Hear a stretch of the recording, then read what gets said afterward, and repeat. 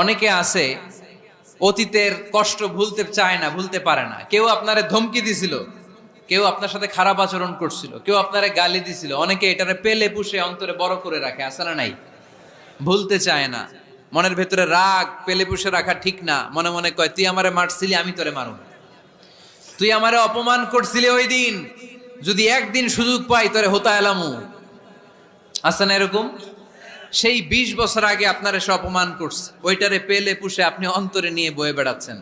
আর এই হিংসা ক্ষোভ যদি রাগ ভিতরে রাখেন, এটা আপনারা জ্বালায় দেয় ভিতরে, জানেন? আর যদি আপনি ক্ষমা করে দেন, একেবারে ঠান্ডা। জানেন এই ফর্মুলা আপনারা? এজন্য রাগ, ক্ষোভ, হিংসা কখনো অন্তরে পুষে রাখতে নাই। মা যাদাল্লাহু আবদান বিআফওয়িন ইল্লা ইজ্জান। কোন বান্দা যদি তার অন্য কোন ভাইকে ক্ষমা করে দেয়, আল্লাহ তাআলা ওই ক্ষমাকারীর সম্মান আর মর্যাদাকে বাড়িয়ে দেয়। আল্লাহ তাআলা নিজে